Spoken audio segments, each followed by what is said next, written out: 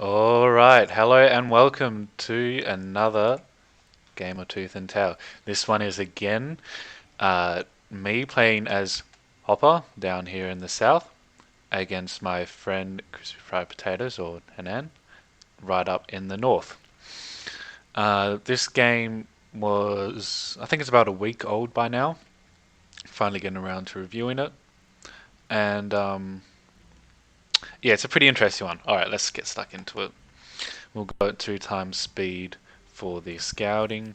While that's going on, let's talk about the units real quick. So Crispy Fried Potatoes, he's got the lizards. He's finally starting to use lizards like me. He's got the pigeons to heal them up. He's got falcons for that burst damage. He's got snakes. He's got Uncle Butters, a classic, nice and easy to micro, good health. And he's got the bullet hives to defend. I've also got bullet hives. I've also got lizards. But I've got 4 different ones. I've got squirrels, skunks. I've been quite liking skunks lately, especially with their ability to deny areas. Also got chameleons, try and sneak around and smash something, and the matriarch, one of my favorite tier 3s. Alright, so scouting's finished where we're starting building. I've got 3 lizard warrens already up. Crispy Fried Potato only has 2. Don't know. There you go, there's his third one.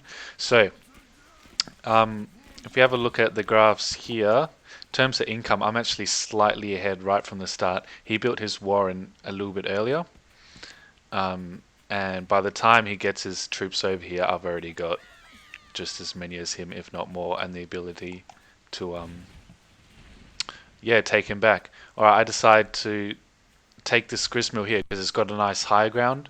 It would be a good way to protect my base. I've got my lizards to protect me, and he could come and attack me if he wanted. In fact, at this point, let's have a look at the army value. Yeah, because he's pumping out the tier 2 units. They're not quite out yet, but if he gets them up soon, then I could be in trouble. Alright. I don't know really why I decided to go for that campfire there, but I'm feeling pretty good at the moment. I've got a strong defensive position on the high ground. I've got a good economy already. Let's see. There we go. Crispy Fried Potatoes is just starting to establish his second gristmill here. He's got his tier 2 units, which he's invested in. Meanwhile, I've just been constantly investing in lizards. As you can see, I built 2 more warrens down here. Why am I not building any tier 2s when he's building tier 2s already? Well, I feel like I can pump them out a little bit earlier. So while he's playing for a bit more of the long game, I've got a little bit of the short game here. I've invested quite a bit of money in my income, so I want to have just as many units on the ground as possible while I am vulnerable, setting up these extra farms. Although if I'd done some scouting, I would have been able to see that he's on roughly the same level of income. We both have 3 farms on our second gristmill, so in that way, I'm not really behind. Although now, yeah, now I've got more farms. Now, interesting here, you see, I've switched to squirrels. That's because I saw that he was building falcons, and squirrels can attack falcons. Well, lizards can as well, but squirrels have a bit more range. So that's why I decided to do the switch there. I figured he probably wasn't going to attack me while I was building these up.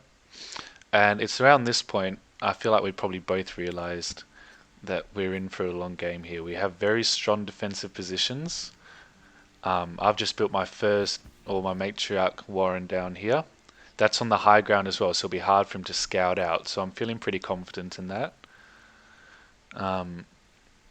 Meanwhile, Crispy Fried Potatoes has 3 level or tier 2 units, warrens now. He's got 2 for the falcons and 2 for the snakes. So he's building up quite a strong army.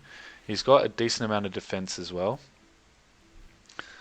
I'm finally building my first few tier 2 units. I've decided to go for the chameleons because I'm trusting that Crispy Fried Potatoes is going to be building a lot of defensive structures as he usually does. Also decided to just continuously expand my income because we both have such a strong defensive position. I figure 2 things. Firstly, he's probably not going to try and attack me, at least for the moment. And secondly, I may as well try and build up my income as much as possible because I have a defensive position here. I got my matriarch out, but you might notice I'm already building a second one right next to it. So the matriarch should be able to help keep him back for now. The mice from the matriarch, they can't attack air units, so that means that the 4 falcons that Crucified Potatoes has will be completely protected from my tier 3 unit, or units now, because I'm building a second one. We can see Crucified Potatoes is now pumping out Uncle Butters to the left over here, and he's hitting that quite well. Alright, let's see. So in terms of income, I've got a little bit stronger. I'm building more farms.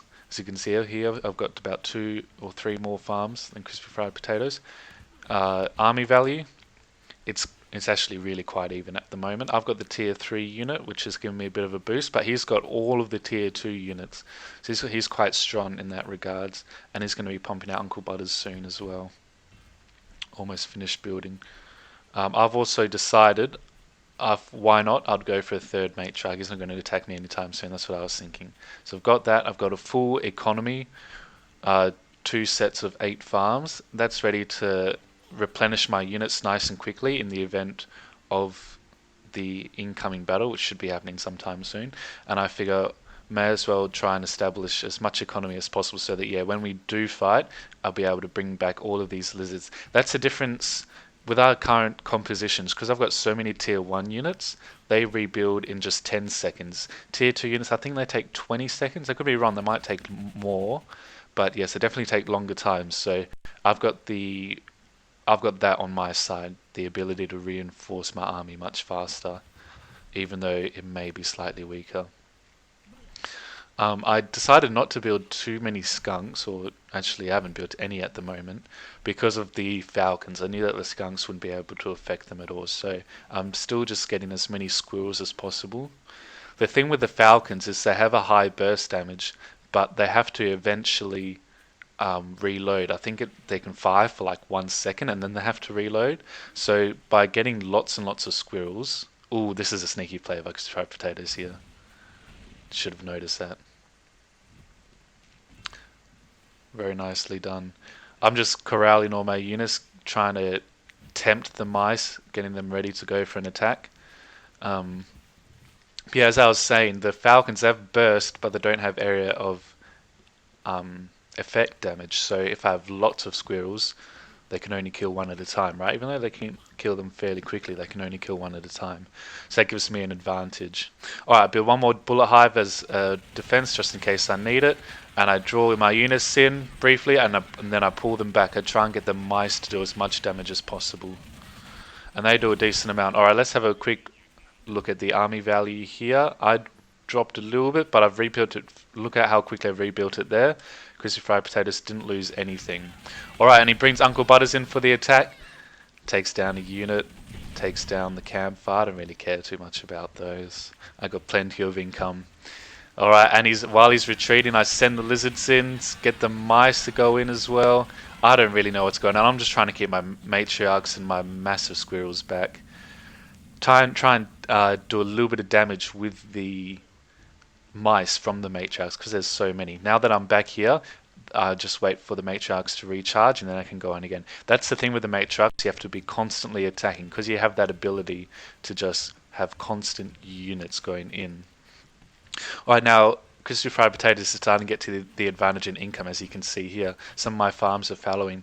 I know that it's time for me to attack. I don't really have a natural expansion. I've got the campfire down here, that's still fairly new, but he's got all the Grismas. I don't have any left. Now here, I just let the mice go crazy, and look at them go. They actually single-handedly, I'm not doing anything, but they all managed to destroy the Grismill. I thought that was crazy. 3 matriarchs, yeah, they managed to destroy the Grismill. Alright, so then I retreat back, try and draw him out a little bit. The mice are still going out there and attacking. Alright, let's have a look here. Income has fallen right down. It's now back to even, actually.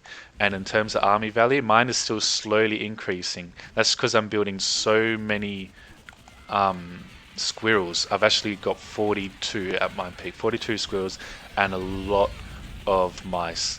And the fact that I'm able to send the mice in and they do a lot of work while my squirrels from the back lines are sniping them out, I feel like that's what's giving me a strong advantage. He's sending in Uncle Butters and he's doing a good job. He's holding him back just enough. He took almost no damage.